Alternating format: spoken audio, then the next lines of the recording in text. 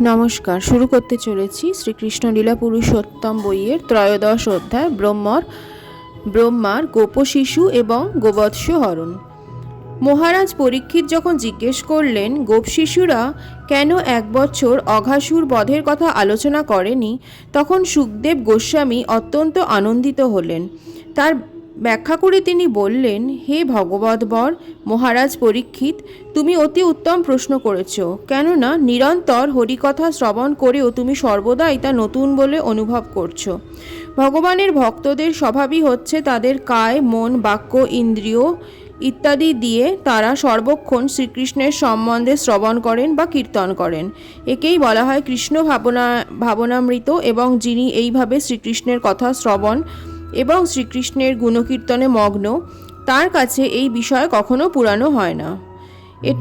এইটাই চিন্ময় এবং প্রাকৃত বিষয়ের পার্থক্য। প্রাকৃত বিষয়গুলি একটু পরেই বাসি হয়ে যায় এবং একটা বিষয় সম্বন্ধে বেশিক্ষণ শোনা যায় না। মানুষ তার পরিবর্তন চায়, কিন্তু অপ্রাকৃত বিষয়কে বলা হয় নিত্য নবায়মান। অর্থাৎ ভগবান সম্বন্ধে যতই শ্রবণ বা কীর্তন করা হোক না কেন, আমরা কখনো তাতে ক্লান্ত হই না। তা সবসময় নতুনই থাকে এবং আরও বেশি করে শোনবার জন্য আমরা আগ্রহী হয়ে উঠি। গুরুদেবের কর্তব্য হচ্ছে ঐকান্তিকভাবে কৌতূহলী শিষ্যের কাছে সমস্ত গুহ্য বিষয় ব্যক্ত করা। তাই শুকদেব গোস্বামী পরীক্ষিত মহারাজকে বলতে শুরু করলেন, কেন অঘাসুর বধের 1 বছর পর্যন্ত সেই ঘটনা সম্বন্ধে কেউ কোনো আলোচনা করেনি। শুকদেব গোস্বামী মহারাজ পরীক্ষিতকে বললেন, এখন সেই গোপন রহস্য মনোযোগ দিয়ে শ্রবণ করো। অঘাসুরকে বধ করে তার মুখ থেকে তার বন্ধুদের রক্ষা করার পর শ্রীকৃষ্ণ তার বন্ধুদের নিয়ে একটি সরোবরের তীরে এলেন এবং বলতে লাগলেন, হে সখাগণ, দেখো এই সরোবরের তীরটি কত মনোরম। প্রস্ফুটিত পদ্মফুলের গন্ধে আকৃষ্ট হয়ে ভ্রমরেরা গুঞ্জন করছে, আর জলের মধ্যে পাখিদের কলরব গাছগুলিতে প্রতিধ্বনিত হচ্ছে। এই জায়গাটি কোমল ও নির্মল বালুকায় পরিপূর্ণ এবং আমাদের সব রকম খেলার উপকরণ এখানে রয়েছে। এসো, এখানেই আমরা ভোজন করি। আমরা সকলেই ক্ষুধার্ত, আর তাছাড়া বেলাও অনেক হয়েছে। আমরা যখন ভোজন করব, গোবৎসরা তখন জলপান করে এখানেই নরম ঘাস আহার করুক। শ্রীকৃষ্ণের কথা শুনে সমস্ত বালকেরা আনন্দে উৎফুল্ল হয়ে বলল, নিশ্চয়ই, এসো, এখানে বসে আমরা আহার গ্রহণ করি। তারপর তারা গোবৎসদের জল খাইয়ে সবুজ ঘাসে ভরা মাঠে ঘাস খাওয়ার জন্য তাদের ছেড়ে দিল। কৃষ্ণকে মাঝখানে রেখে ঘাসের উপর বসে তারা তাদের বাড়ি থেকে আনা খাবারের পুটলিগুলো খুলতে লাগলো। তারা সকলে বৃত্তাকারে বসেছিল, আর তাদের মাঝখানে কৃষ্ণ, আর সকলেই তার দিকে তাকিয়েছিল। তারা খেতে খেতে কৃষ্ণকে দর্শন করার অপূর্ব আনন্দ উপভোগ করতে লাগলো। তাদের দেখতে ঠিক একটা পদ্মের মতো মনে হলো, যার কর্ণিকা হচ্ছেন কৃষ্ণ, আর তাকে ঘিরে বসে থাকা শিশুরা হচ্ছে তার পাপড়ি। বালকেরা ফুলের পাপড়ি এবং গাছের বাকলের ওপর তাদের খাওয়ার পুটলি রেখে কৃষ্ণের সঙ্গে বনভোজন করতে শুরু করলো। খেতে খেতে বিভিন্ন বালকেরা কৃষ্ণের সঙ্গে তাদের বিভিন্ন সম্পর্ক প্রকাশ করতে লাগলো এবং একে অপরের সঙ্গে কৌতুকপূর্ণ আলোচনা করতে লাগলো। এইভাবে যখন তার বন্ধুদের সঙ্গে কৃষ্ণ বনভোজন উপভোগ করছিলেন, তখন তার বাঁশিটা তার কোমরে গোজা ছিল। তার শিঙ্গা এবং লগুড় তার কোমরের বাঁদিকে গোজা ছিল। দই, ননি, অন্ন আর ফল দিয়ে তৈরি খাবারের একটা দলা তিনি তার বাঁ হাতের তালুতে ধরেছিলেন, যা তার পদ্মসদৃশ্য আঙ্গুলগুলির মধ্যে দিয়ে যাচ্ছিল। যে পরমেশ্বর ভগবান সমস্ত যজ্ঞের পরম ভোক্তা, তিনি হাসতে হাসতে উপহাস করতে করতে বৃন্দাবনে তার বন্ধুদের সঙ্গে এইভাবে বনভোজন করছিলেন। স্বর্গের দেবতারা যখন সেই দৃশ্য দেখছিলেন, আর সেই স্বর্গের দেবতারা তখন সেই দৃশ্য দেখছিলেন, আর সেই গোপবালকেরা তখন পরমেশ্বর ভগবানের সান্নিধ্যে দিব্য আনন্দে মগ্ন ছিল। সেই সময় গোবৎসগুলি কাছেই গোচরণভূমিতে ঘাস খেতে খেতে নতুন ঘাসের হাতছানিতে ধীরে ধীরে গভীর অরণ্যে প্রবেশ করল এবং তখন আর তাদের দেখা গেল না। শিশুরা যখন দেখলো যে বাছুরগুলি কাছাকাছি কোথাও নেই, তখন তারা নিরাপত্তার কথা চিন্তা করে খুব ভয় পেল এবং চিৎকার করে বলে উঠল, কৃষ্ণ! সমস্ত বিশ্বের ভয়স্বরূপ মৃত্যুও কৃষ্ণকে ভয় পায়। কৃষ্ণ নাম উচ্চারণ করা মাত্রই শিশুদের সমস্ত ভয় দূর হয়ে গেল। তাদের প্রতি গভীর স্নেহের বশে তাদের খাওয়ায় বাধা না দিয়ে কৃষ্ণ তাদের বললেন, তোমরা খাও, আমি দেখছি গোবৎসগুলি কোথায় গেল।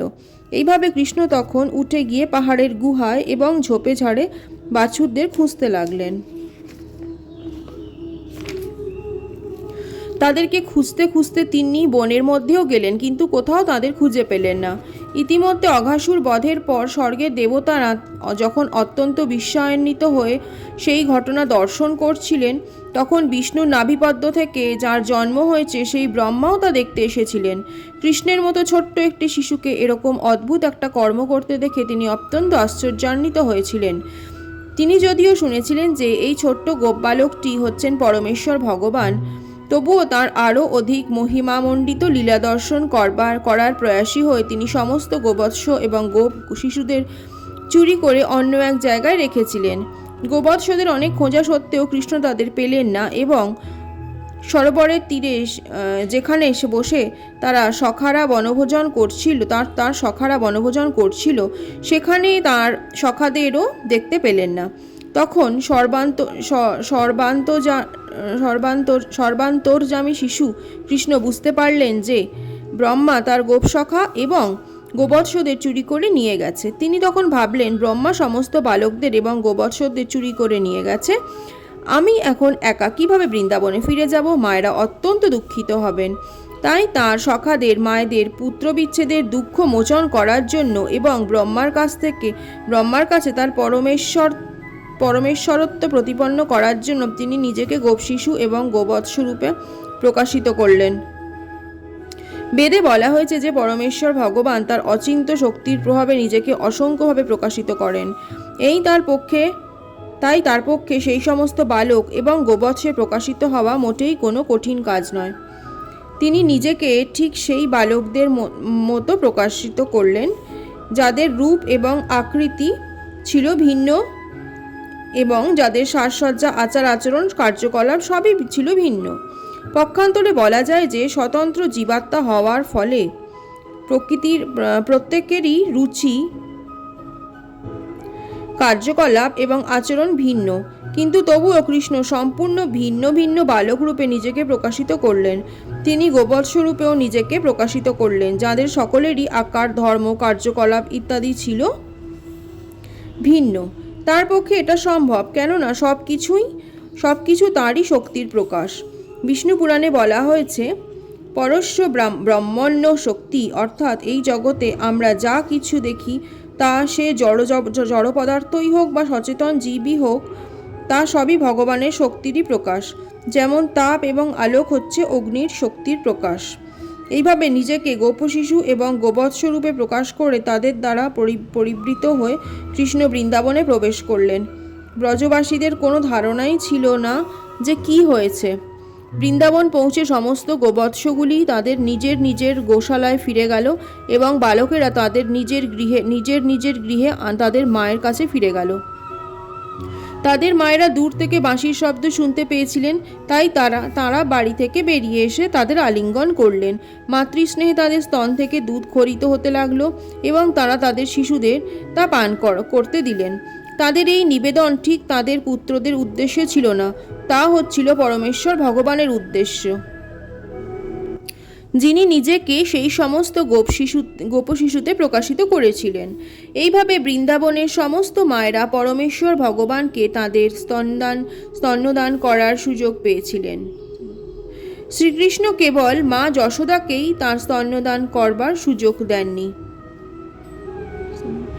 এবং তিনি সমস্ত মাতৃস্থানীয় গোপীদের সেই সুযোগ দিলেন।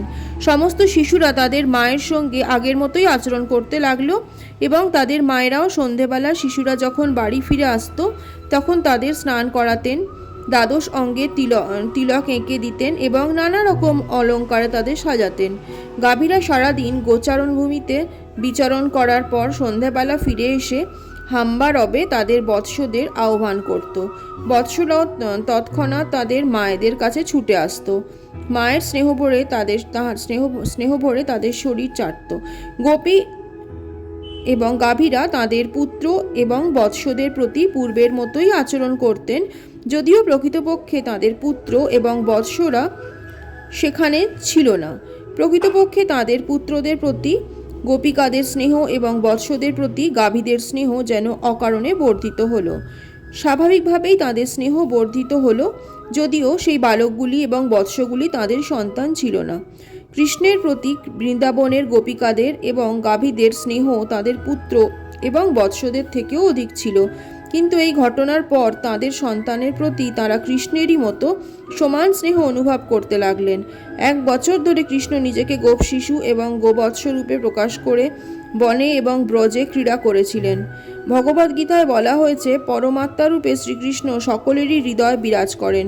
তেমনি পরমাত্মা রূপে নিজেকে প্রকাশ না করে 1 বছর তিনি গোপশিশু এবং গোবৎসরূপে নিজেকে প্রকাশ করেছিলেন।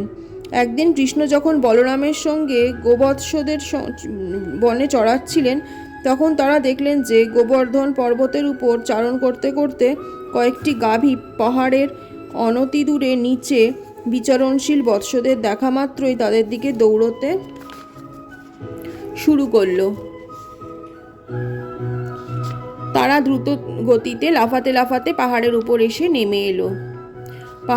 থেকে নেমে এলো। তাদের বৎসদের প্রতি গভীর বাৎসল্যের প্রভাবে তারা এত আত্মবিস্মৃত হয়েছিল যে যারা গোবর্ধন পর্বতের সুগম পথ দ্রুত গতিতে হেলায় অতিক্রম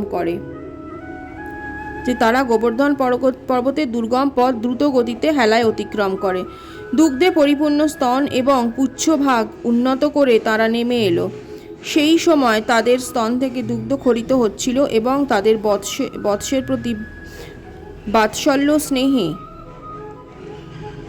যদিও তারা তাদের বৎস ছিল না এবং সুদীর্ঘকালের মধ্যে সেই সমস্ত গাভীগুলি আবার সন্তান প্রসব করেছিল, গোবর্ধন পর্বতের নিচে এসে পরম স্নেহ ভরে তারা তাদের পূর্ব বৎসদের শরীর লেলন করতে লাগলো। যদিও সরাসরি স্তন থেকে দুধ পান করার বয়স তাদের অতিক্রম হয়ে গিয়েছিল, তবুও তারা স্তন থেকে দুধ পান করতে লাগলো।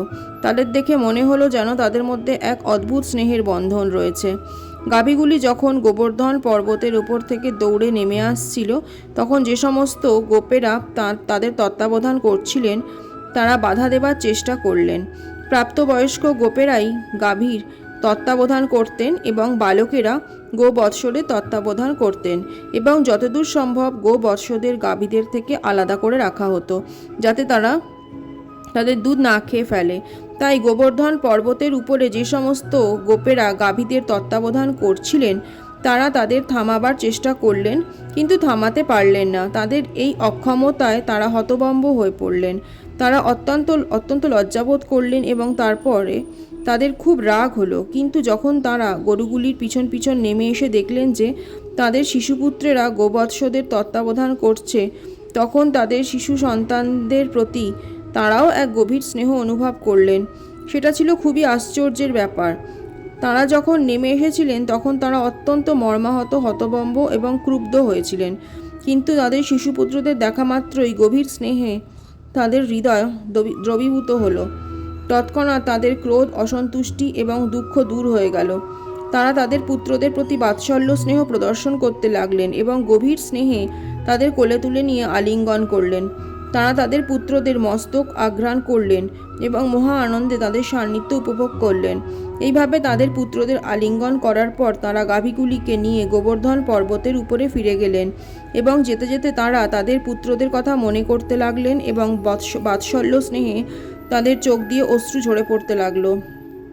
বলরাম যখন গোবৎসদের প্রতি, গাভীদের এবং পুত্রদের প্রতি পিতাদের এই অসাধারণ স্নেহ বিনিময় দেখলেন, বিশেষ করে যখন বৎস অথবা বালকেরই এই ধরনের প্রয়োজন ছিল না, তিনি ভাবতে লাগলেন কেন এই রকম অদ্ভুত ঘটনাটি ঘটল। সমস্ত ব্রজবাসীদের তাদের শিশু সন্তানদের প্রতি এই গভীর স্নেহ দেখে তিনি আশ্চর্য হলেন। এই রকম স্নেহ তো কৃষ্ণ ছাড়া আর কারো প্রতি থাকা সম্ভব নয়। তেমনি গাভীরাও কৃষ্ণের প্রতি তাদের যেমন বাৎসল্য, ঠিক সেইভাবে তাদের বৎসদের প্রতি স্নেহপরায়ণ হয়ে উঠেছে। বলরাম তাই ভাবলেন যে এই অসাধারণ স্নেহের নিশ্চয় কোনো গুহ্য কারণ রয়েছে, তা না হলে এই অদ্ভুত আচরণের কী কারণ থাকতে পারে। তিনি বিচার করে দেখলেন যে এর কারণ নিশ্চয়ই শ্রীকৃষ্ণ, যাকে তিনি তার পরমাদ্য পরমেশ্বর ভগবান বলেই জানেন। তিনি ভাবলেন এটা নিশ্চয়ই কৃষ্ণের কার্য, এমনকি আমিও এই মায়ার দ্বারা প্রভাবিত না হয়ে পারছি না। এইভাবে বলরাম বুঝতে পারলেন যে সেই বালকেরা এবং বৎসগুলি সকলেই শ্রীকৃষ্ণের প্রকাশ। আজকের অধ্যায়টা অনেকটা বড় হওয়ার দরুন এটুকু পড়লাম, এবং এটার সেকেন্ড ভাগ নিয়ে আমি পরবর্তী ভিডিওতে আসছি, তখন পুরো অধ্যায়টা সমাপ্ত করব। ধন্যবাদ, শুনতে থাকুন।